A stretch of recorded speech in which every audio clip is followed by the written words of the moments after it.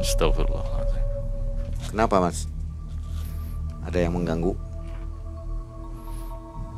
Ya, saya ngerasain ada yang hadir. Jadi sepertinya nggak mau diceritakan ya?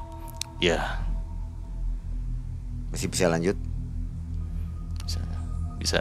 Bismillahirrahmanirrahim. Barangkali mau kirim doa dulu? Saya minta izin dulu ya. Ya, silakan.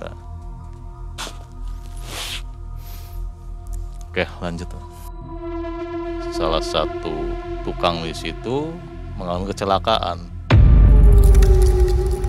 Cat atas tiba-tiba jatuh seperti didorong Tanpa sebab ya? tanpa sebab.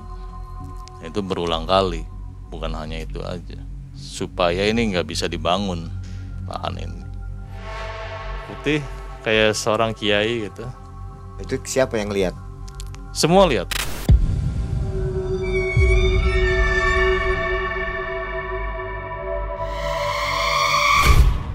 Semua ngelihat. Tuh, karena kan mayoritas kita semua kayak orang lumpuh semua. Membangun proyek perumahan tidak semudah yang kita kira. Mulai dari sulitnya mencari lahan yang strategis, sampai dengan gangguan makhluk halus yang menjadi marah karena daerah yang menjadi huniannya terganggu. Kegiatan pembangunan selalu mendapat masalah. Ada saja pekerja yang celaka setiap harinya. Bahkan setelah jadi tak satu pun rumah-rumah itu laku dijual.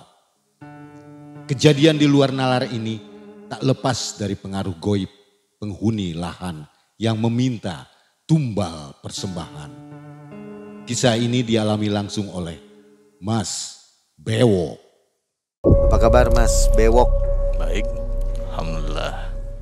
Sobat Malam Mencekam, malam hari ini kita akan mendengarkan sebuah kisah yang jarang terjadi, bisa dibilang begitu ya, unik Iya, lah gitu. unik. Mas Bewok ini adalah seorang pemimpin tim atau dalam sebuah proyek properti, bisa dikatakan seorang leader ya. Iya. Di mana proyek tersebut mengalami kesulitan untuk mendapatkan pembeli atau macet di pemasaran, sehingga diturunkanlah sebuah tim. Nah, ketuanya ini adalah Mas Bewok. Iya. Bagaimana caranya supaya perumahan itu laku dipasarkan. Iya, betul. Tentunya di kisah ini banyak sisi mistisnya. Jadi membangun sebuah properti di lahan yang baru itu tentu saja mengalami kendala ya. Ternyata Iya. bukan dari warga, ada dari warga goib ini. Iya, betul. Sampai-sampai Mas Bewok pergi ke sebuah daerah, ke sebuah Gunung Tidar ya. Iya. Oke, bagaimana kisahnya? Kita ngobrol dulu dengan Mas Bewok nih. Mas Bewok, Oke. aktivitas sekarang apa nih? Saya masih di dunia properti. Masih tetap di situ ya. Masih Nah, kejadian ini tahun 2021. 2021 gitu. Masih Covid ya waktu itu ya. Iya. Berarti ini ceritanya masih hangat nih. Iya. Dari kisah ini nanti sobat bisa mendapatkan pesan bahwa ternyata membangun sebuah lahan proyek itu tidak semudah bangun-bangun jadi. Iya. Ternyata banyak kendalanya di situ. Sebelum berkisah, ada kenang-kenangan dulu dari Malam Mencekam, Mas Bewok. Baik. Terima kasih. Nah, ini spesial edisi dari Malam Mencekam. Jarang yang punya kaosnya. Oke. Khusus buat Mas Bewok ya. Iya, Nanti terima kasih. dipakai. Kaosnya bagus ini. Oke, silakan Saya dititip. terima ya. Titipkan dulu, nanti juga ada oleh-oleh lainnya dari Malam Mencekam. Dan sobat Malam Mencekam, semoga semua dalam keadaan sehat walafiat. Saatnya kita mendengarkan kisah dari Mas Bewok. Silakan Mas.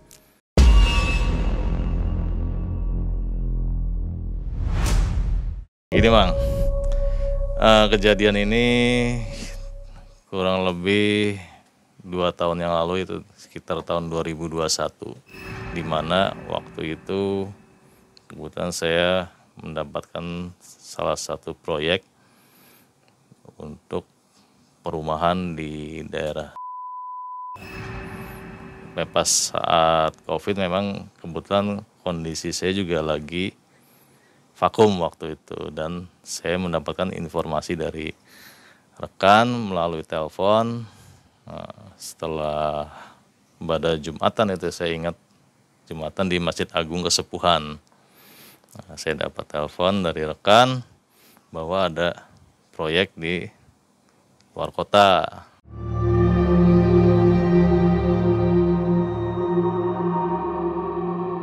Hanya untuk detailnya dia minta ketemuan karena banyak hal-hal yang perlu dibicarakan. Saya pikir itu kan ya mungkin secara teknis biasa aja kan. Nah, singkat cerita malam hari setelah Isya itu di hari yang sama kita ketemuan. Ternyata hal-hal itu bukan hanya di masalah pembangunan atau pemasaran saja, tapi memang ada hal-hal lain yang di luar nalar itu. Nah, itu harus kita selesaikan juga. Dia menawarkan kesanggupan saya apakah mau diambil atau tidak proyek tersebut. Mas, ini kebetulan saya dapat proyek nih, kata teman saya. Proyek ini lumayan besar. Cuma ya kita harus bicara detailnya dulu, bukan hanya terkait RAB, kemudian masalah pembangunan, masalah SDM, bukan. Karena ini saya agak sedikit aneh dengan perumahan ini. Beberapa kali ini selalu gagal, bahkan sampai saya telepon sekarang itu ya masih banyak kendala katanya. Waduh, ya sudahlah kata saya, kalau kayak gitu ya kita ketemu aja malam. Nah, dia sampaikan tuh, ternyata dari yang kemarin-kemarin juga pembangunan 1 unit aja ada kendalanya. Contoh, ada tukang tiba-tiba kecelakaan ya, atau jatuh atau ini macam-macam lah. Makhluknya ya tinggi besar seperti genderuwo ada. Dan banyak lagi, apalagi di bagian belakang. Sehingga saya kan dikasih set mapnya di situ. Nah, lokasi-lokasi di sini ini memang agak sulit. Bisa digambarkan nggak situasi atau kondisi proyeknya seperti apa? Lokasinya di mana sehingga susah laku itu seperti apa? Kalau dari segi kota itu masuknya itu strategis. Strategis ya. Kalau menurut saya itu strategis. Ya. Harga jual juga normal. Harga jual dengan bangunan yang speknya bagus itu saya rasa masih masuk. Jadi secara logika ini Secara logika ya? Hitung-hitungan itu ya sangat menarik ini. Tapi Dan memang, kenapa nggak laku? Tapi gitu? kenapa nggak laku? Ares itu kan saya penasaran tuh. Nilai rumahnya itu minimal 1 unit yang paling rendah tipenya itu 500 juta. Ya. Termasuk mewah. Termasuk mewah itu. Apalagi tipe-tipe lain yang mohon maaf untuk sekelas ke atas gitu ya, mungkin mereka masih dianggapnya murah kalau dengan tipe yang bagus seperti itu speknya. Nah, ada saya dengan pertimbangan saya ambil itulah proyeknya. Di satu sisi saya juga memang saat itu sedang vakum, tapi saya yakin ini bisnisnya lumayan besar, pasti berhasil. Itu salah satu keyakinan saya awal kenapa saya ambil proyek itu. Itu hanya masukan teman saya mengenai hal-hal mistis yang terjadi ya, saya ambil keputusan ya saya harus sharing dulu nih dengan yang ahlinya. Kebetulan saya punya kenalan, saya ketemu Pak Iip di situ. Jadi saya dikasih saran saya harus minta izin dulu yang pertama itu, dan disarankan untuk lokasi itu ke Gunung Tidar.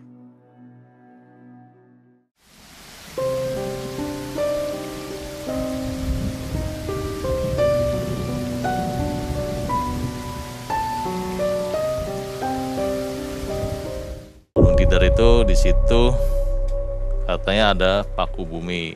Terus yang kedua itu ada Semar, makam Semar. Dan satu lagi ada Syekh Subakir. Situ ya sudah, berdasarkan informasi dari beliau, akhirnya saya tambah yakin. Tapi saya juga harus melakukan bersih-bersih dulu di Cirebon nih dengan tim. Nah, di situ saya disarankan untuk mandi di Keraton Kesepuhan di Sumur Agung dan Sumur Jayaan di situ. Nah, setelah itu baru mandi 7 sumur di Gunung Jati untuk pembersihan lah istilahnya. Dengan satu niatnya memang untuk usaha, bukan untuk segala macam. Berapa orang? Sewaktu itu ada sekitar 7 orang. Ada 7 orang bergantian, dan alhamdulillah kan ditemani juga dengan pangeran di keraton, sampai ke Gunung Jati juga ditemani. Ya, selesai itu kita tambah yakin. Setelah itu ya saya telepon lagi teman saya, oke bismillah kita siap. Ya, apapun istilah yang sudah digambarkan tadi mengenai kendala ini itu, kita bismillah, nanti kita coba bantu untuk menghandle semuanya. Yang penting kita tetap profesional dalam pekerjaan. Ya, nanti nyampe sana saya jelaskan lebih detail. Setelah 3 hari kita berangkat, habis subuh itu, pada waktu kita berangkat pagi itu, ya memang ada sedikit gangguan lah, saya bilang. Tapi mengarahnya ke tim saya. Nah, tim saya itu yang tadinya sehat apa itu, entah kenapa tiba-tiba juga ngelamun sampai akhirnya ngoceh sendiri. Ngocehnya udah balik lagi aja, ngapain berangkat nggak bakal mampu. Dia bilang gitu. Ya sudah, tapi kita wah ini belum apa-apa aja sudah seperti itu, karena posisinya itu sudah di kendaraan. Ya, kita nggak bisa berhenti apa di tol kan. Nah, di tol ya akhirnya kita inisiatif. Cuma satu yang kita lakukan waktu itu, ya kita ngaji di mobil. Ngaji bergantian, ya itu lumayan lah, ada sekitar 15 menit ya. Nah, setelah itu ya kita berhenti dulu di rest area. Di rest area dia sudah sadar, ya kita tanya, memang dia nggak sadar apa yang terjadi. Ya, kita ngopi dulu di rest area itu. Ngopi, makan dulu. Nah, itu kita lanjut perjalanan. Nah, terus nyampe kan itu kurang lebih sekitar 5 jam ya dari tol. Nah, dari Jogja kita langsung ke Magelang waktu itu. Itu kondisi malam. Kondisi menjelang maghrib itu. Memang disarankannya ya nggak boleh siang dari ahli spiritual ini.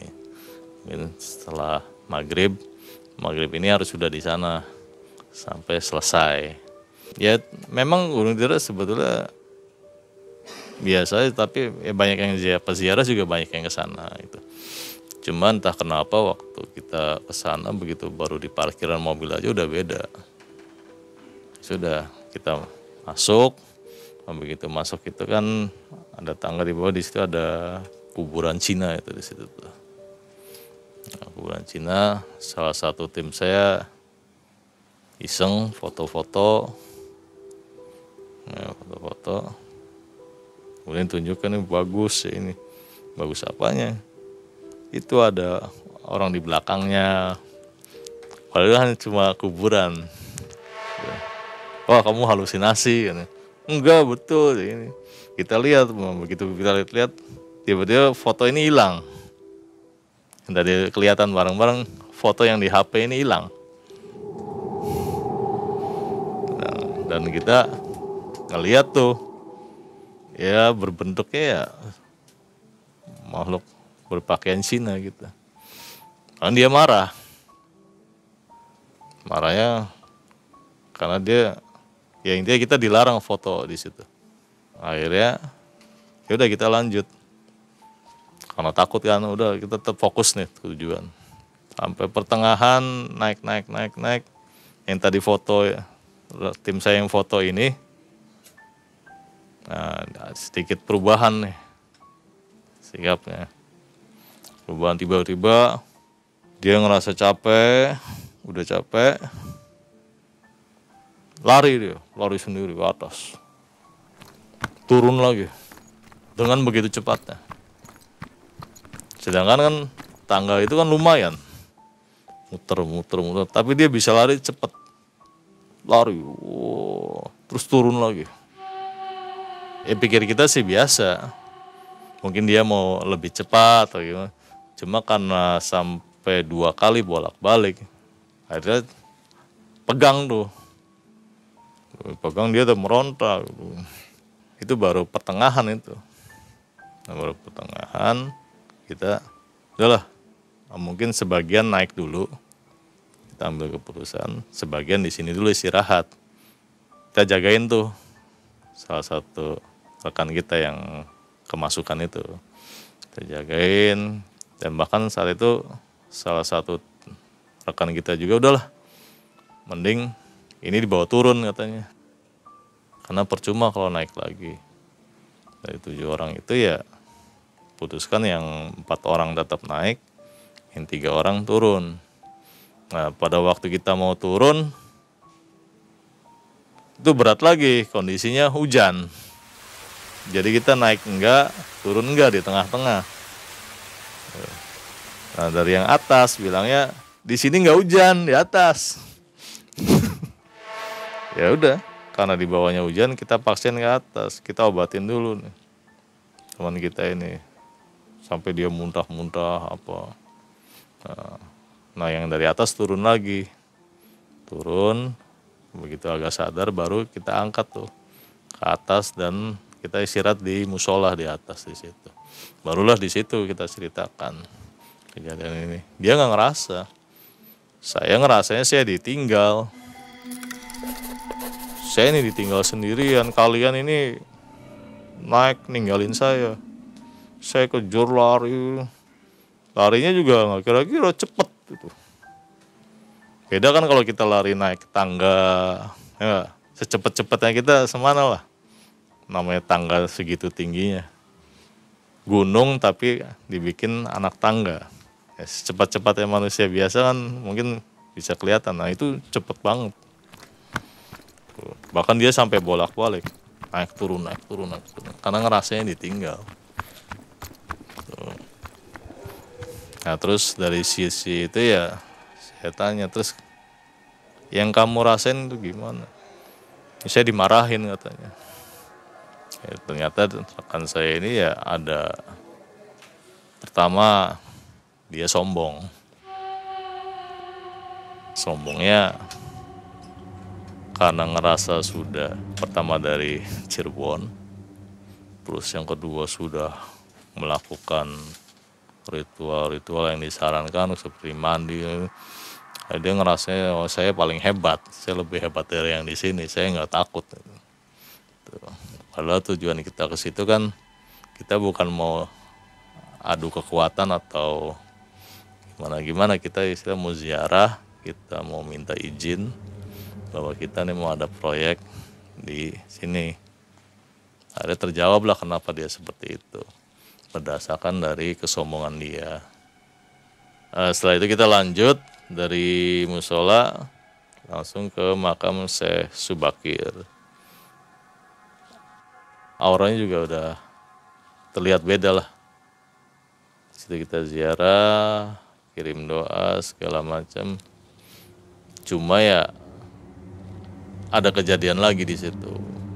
Ada sosok yang terbang, tapi dia nggak berani masuk ke makam Syekh Subakir itu, karena dia takut lah, masih takut.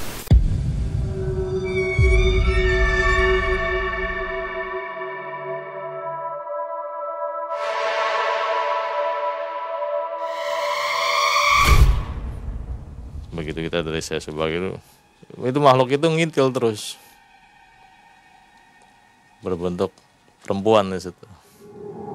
Ada, jadi keluarga, perempuan 1, laki-laki 1, dan anak kecil 1. Itu katanya itu keluarga itu. Seperti apa wujudnya?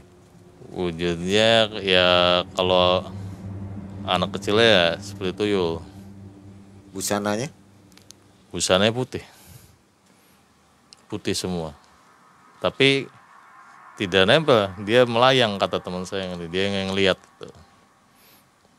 Cuma nggak berani masuk ke makam Syekh Subakirnya. Kita ziarah, kemudian kita langsung lanjut ke makam Semar. Nah di situ mulai itu gangguan kita ini kayak berat ngelangkah, berat, kaki ini semua berat. Padahal jalan biasa lurus, tapi kaki ini kayak berat. Jadi diem dulu kita. Gimana nih, lanjut enggak? Ada yang siap lanjut, maksakan, tapi ada yang nggak kuat. Ayo udah, kita diem dulu di situ. Tuh. Kasih, ada yang pijetin, begitu ngelangkah lagi masih berat lagi. Nah, ada kita pelan-pelan aja kalau memang berat sih. Ada pelan dan sangat pelan, bukan pelan, sangat pelan. Karena kita mau ke tempatnya Semar di situ. Nah, sambil jalan tiba-tiba ada kejadian, teman saya tangannya ada yang nempel. Tep. Nah, dia ada batu di sini. Nah, disitulah ada suara. Ada suara, kita semua ini ngedengar bahwa jangan sampai lepas batu ini untuk sampai ke makamnya Semar. Nah, mulai dari situ barulah kita langkah biasa tuh, normal lagi. Akhirnya sampai ke makamnya Semar.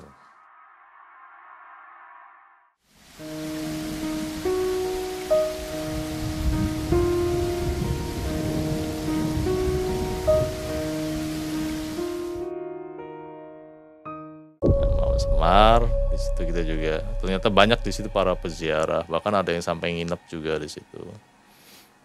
Hanya kita kan disarankannya hanya untuk berdoa, ya, supaya tujuan kita ini bisa dimudahkan, itu tanpa istilah syirik ini harus ini macam-macam lah. Itu sebenarnya nggak serem nggak apa di situ tuh. Hanya mungkin dari tujuan kitanya ini memang mau ke proyek, ya. Dan itu juga sudah disampaikan di awal, nanti akan ada beberapa kendala-kendala, itu sebenarnya bukan dari situnya, tapi dari yang di sana. Dari yang di sana nggak berkenan kitanya untuk minta izin ke Gunung Tidar itu, dan untuk menghalangi kita sampai ke tempat proyek itu, perumahan. Ya di situ kita berziarah, berdoa. Ya, nah, ada lagi nih kejadian. Karena kita mau tahu kan dalamnya apa, itu tertutup tuh. Dia nekat, dikiranya kita lagi wisata. Setelah selesai gitu, kita mau keluar, dia pingsan langsung. Gitu. Dan pengunjung lain juga, peziarah lain akhirnya ikut membantu. Kenapa nih?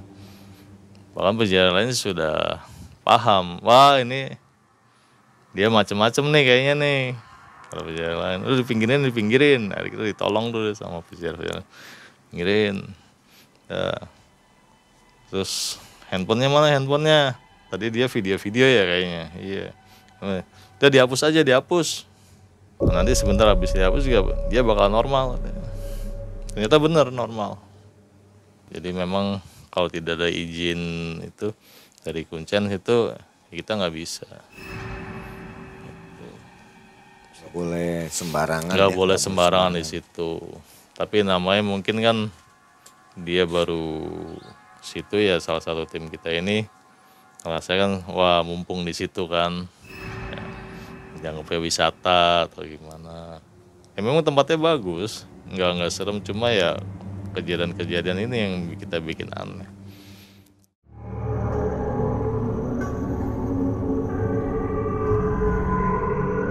Setelah dari sana kita harus ke Pakumi. Di situ kan katanya pakunya tanah Jawa di situ. Nah, kita barulah di situ berdoa dan minta izin bahwa kita ini datang ke sini ini dengan tujuan baik. Kita minta untuk diterima, untuk bisa melakukan pekerjaan di sini dengan lancar, proyeknya lancar, segala macam, minta karomahnya lah dari situ, tapi dengan menghindari syirik itulah. Intinya kita tetap kesini tujuannya minta izin karena kita juga kan dari Cirebon juga sama dari Jawa, tapi di sini kan pusatnya bumi ini pusatnya tanah Jawa. Nah, setelah itu barulah kita turun. Nah, mau turunnya ini lebih berat lagi, sampai sekitar 5 orang. Ya kejadian yang tadi sama kayak orang lumpuh, bukan nggak bisa jalan lagi. Kalau tadi kan berat awal, ini sih kayak lumpuh. 5 orang termasuk saya. Kita lihat peziarahan normal-normal aja, banyak kan yang mau turun. Cuma mereka juga aneh ngelihat kita, kenapa gitu. Ini kayak apa ya? Ya kayak lumpuh aja lutut, dari mulai lutut ya kram juga kram, kaki gitu getar. Jadi duduk semua.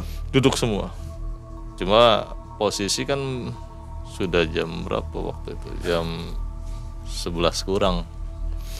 Target kita jam 12 ini sudah di bawah. Pada waktu kita istirahat karena ngerasa lumpuh itu, ya ada sosok yang tampak itu di depan kita, putih kayak seorang kiai gitu. Itu siapa yang lihat? Semua lihat.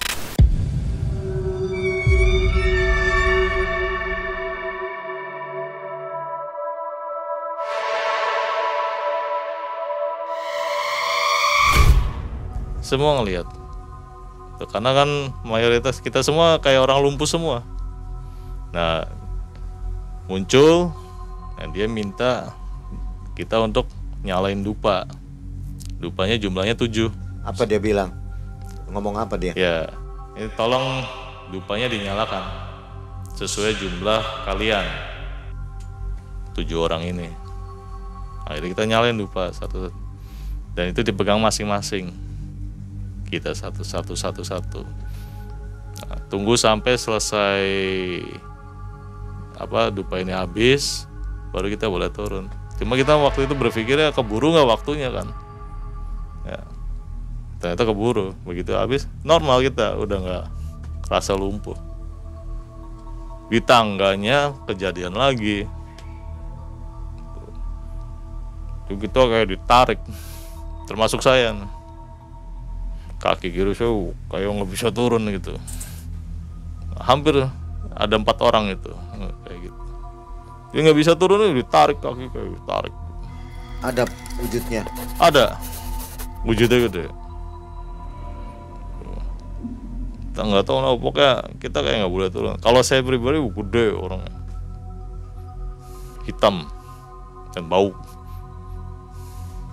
Sampai ditarik-tarik itu, saya ketakutan karena ngelihat, bukan istilahnya hanya ngerasa aja. Dan yang lain juga ngelihat. Jadi makhluk yang ada di situ mungkin merasanya, kenapa nih?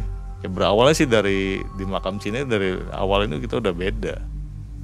Mungkin mereka udah ngerasa keganggu, ya akhirnya mengundang teman-teman yang lainnya.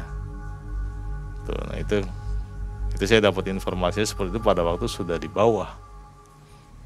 Tuh, nah kita alhamdulillah bisa sampai turun. Tuh, setelah cerita ke kuncian yang di bawah ini, iya berawalnya dari pas kita di tangga paling bawah itu, dimulai dari makam Cina itu. Dianggapnya kita ini mau mengganggu, padahal tujuan kita kan mau ziarah. Tuh, makanya dari mulai bawah, tengah, sampai kita mau turun lagi itu ya banyak gangguan. Tapi kembali lagi saya tegaskan ke teman-teman kan, udah yang penting kita niatnya ibadah, kita mau izin ke sini. Nah disitulah entah gimana salah satu rekan ini berkomunikasi. Intinya setelah dari sini ya jangan berpikir istilahnya karena di sini akhirnya nanti intinya menghindari syirik lah. Jangan menganggap nanti proyek ini berhasil ini karena dari sini. Ya, kita diterima, intinya diterima, minta izin untuk melakukan proyek ini minta izin ke situ, ke Gunung Tidar, untuk nanti misalkan ada kendala-kendala itu, terus misalkan berhasil, jangan berpikiran karena datang ke sini. Itu dari saya Subakir kalau itu sih. Karena beliau kan istilah penyebar agama Islam. Singkat cerita udah turun, udah tugas kita dari amanah yang di Cirebon ini harus spiritual udah selesai berarti kan. Tinggal kita bagaimana kembali ke tempat proyek, tujuan kita yang sebenarnya kan. Ya akhirnya selesai dari Gunung Tidar, kita istirahat dulu di tempat penginapan, dan paginya sekitar jam 9 kita ke lokasi proyek.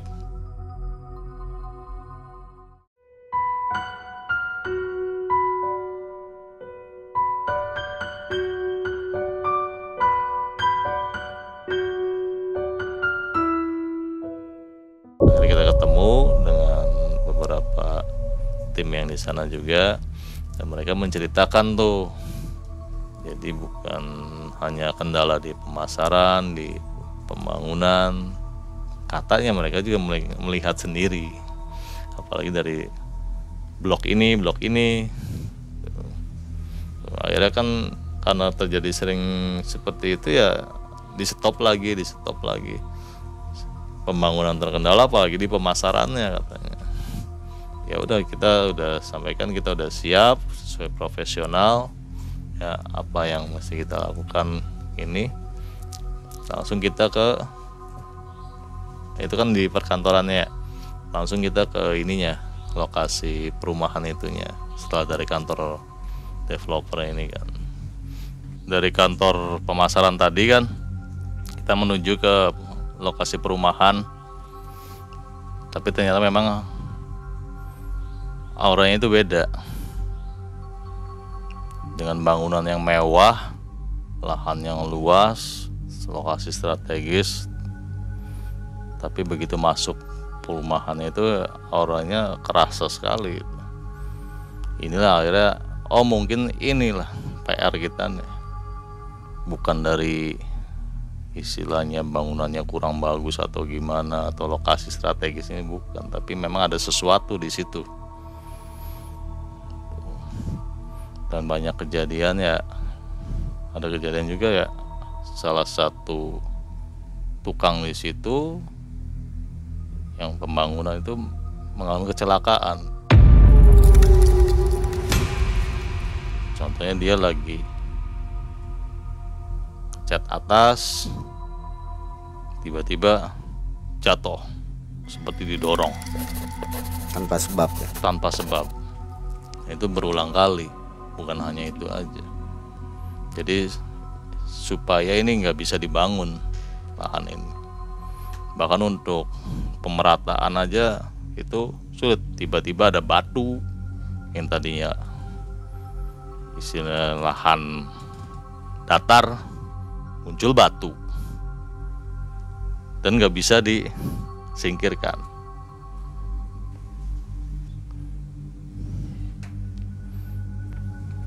Astagfirullahaladzim. Kenapa Mas? Ada yang mengganggu? Ya, saya ngerasain ada yang hadir. Jadi sepertinya nggak mau diceritakan ya? Ya, Masih bisa lanjut? bisa. Bismillahirrahmanirrahim. Barangkali mau kirim doa dulu? Saya minta izin dulu ya. Ya, silakan.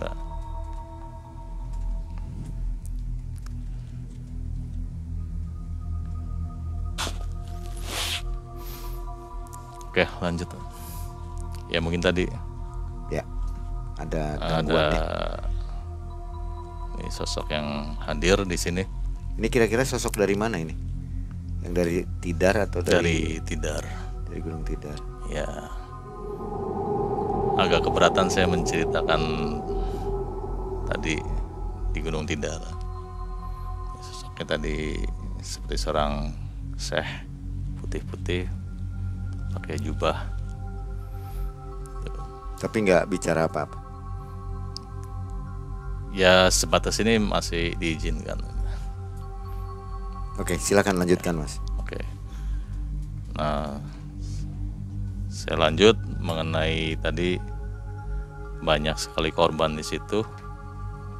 Ya, memang tidak sampai meninggal, ya, tapi sering kecelakaan. Dan intinya memang di situ itu sudah pernah didatangkan beberapa ahli spiritual juga, tapi banyak yang gagal. Dan memang penunggu situ itu intinya minta tumbal dari perumahan itu, ngomong ke salah satu rekan saya. Jadi ada yang masuk gitu waktu itu. Kemasukan. Ya mungkin mereka masih menghargai. Ya mohon maaf, kita dari Cirebon dengan dibekali gini-gini, akhirnya mereka mau terbuka di situ. Nah, tapi melalui rekan saya. Nah, tumbalnya ya kita sepakati di situ diganti dengan kepala kerbau. Nah, itu harus ditanam di salah satu blok perumahan itu. Dengan kesepakatan bersama, saat itu juga siang hari kita cari tuh kerbau bersama bos di situ. Dan dapatlah. Bos sudah tahu ya? Sudah tahu ya. Dengan kondisi ini akhirnya kita kan harus langsung komunikasi bahwa ini loh sebetulnya. Ya, memang di luar nalar kita kan. Tapi kalau memang itu ya kita mohon ini permintaannya disetujui. Dan akhirnya kita sepakat lah. Oke lah, terakhir nih kalau memang ini berarti yang lain sebelum kita kan memang ada tuh, tapi itu gagal. Nah, ada si bos ini, oke, kita sanggupin. Kita cari, dapatlah itu. Kerbau itu kepalanya kita bawa situ. Itu cari kerbaunya prosesnya bagaimana Mas? Harganya berapa? Harganya lumayan. Berapa waktu itu? Kalau tim kita kan nggak ikut waktu itu. Jadi kita hanya komunikasi ke bosnya. Nah, tolong cari kepala kerbau satu aja. Setahu saya kerbau itu mahal ya? Iya. Bisa sampai 20 juta ke atas ya? 40 kalau yang saya dengar ya. Cuma saya nggak tahu, nggak ikut nyari langsung. Langsung di ACC ya oleh bos? Iya, langsung itu. Nah, terus ya dibawa kerbaunya. Terus minta dikubur tapi di salah satu blok itu. Bloknya juga dia yang nentuin. Nah, iya, tapi masih ada di dalam rekan saya ini. Tuh, dia yang nentuin di mana gitunya. Ya, akhirnya kita melakukan ritual itulah di situ. Dikubur dan kepalanya harus rapih lah kuburan itu. Nggak perlu ada tanda apa, cuma minta bloknya di sini. Tidak bisa dari kita asal nguburnya aja. Seperti itu. Nah, sampai selesai sudah. Akhirnya saya coba komunikasi sama yang di Cirebon ini. Ya, begitu saya telepon, udah selesai ya katanya. Ya, dia tahu. Ya sudah, insya Allah. Kemudian kita sudah izin sana, dan permintaan ini yang tadinya kan memang tumbal manusia, akhirnya kita ganti itu kan dengan kepala kerbau. Insya Allah lah. Tinggal dibereskan masalah bisnisnya, termasuk STM-nya. Dan jangan ada yang bermain uang di situ. Tuh, karena nanti ada PR satu lagi, bermain uang itu. Nah, dua belah pihak sudah sepakat, kita tanda-tanganin kontrak di situ sampai dengan proyek ini selesai. Nah, ada satu hal yang lumayan aneh. Begitu kita tanda tangan kontrak itu tiba-tiba ya ada beberapa pengunjung tuh, bukan 1-2 orang, banyak itu yang datang ke situ nanya-nanya. Minimal nanya aja kita udah seneng ya, sampai hari kita arahkan ke kantor, mereka mau untuk melakukan DP. Prosesnya kontan mereka berdatangan tuh ya? Iya, yang tadinya sepi, nggak pernah, untuk nanya aja susah, Ini malah pada nanya. Jadi seperti kebuka gitu. Padahal belum promo lagi itu. Itu belum promo. Nah, mereka ya ada beberapa pengunjung yang datang ke situ untuk sekedar tanya-tanya aja. Namanya kita melakukan penjualan itu kan ada orang tanya aja udah seneng. Enggak apalagi sampai mereka mau, dan jumlahnya bukan 1-2 orang yang tadi saya bilang. Dengan kapasitas mereka ya orang bermobil apa semua itu. Nah, mereka ngelihat, oh ini menarik nih perumahannya. Nah itu sebelumnya belum ada, nggak pernah terjadi. Sekarang sudah berapa unit yang terjual atau sudah laku semua? Laku semua. Sudah habis ya? Habis. Sold out. Sold out. Nggak akan ada penambahan lagi. Mungkin nanti ada wacana sih penambahan, hanya untuk lokasi yang berbeda. Oke, ini daerah. Ya. Mudah-mudahan kita semua dapat mengambil hikmah dari kisah ini, dan kepada sobat-sobat yang sedang bergerak di bidang properti, jangan lupa, jangan gegabah untuk membangun dan membuka lahan. Ingat di daerah situ mungkin ada goib yang memilikinya, mungkin seperti itu ya. Ya, betul. Akhir kata Mang Ei dan Mas Bewok. Bewok ya, ini Mas Bewok namanya nih. Undur diri. Assalamualaikum warahmatullahi wabarakatuh. Waalaikumsalam warahmatullahi.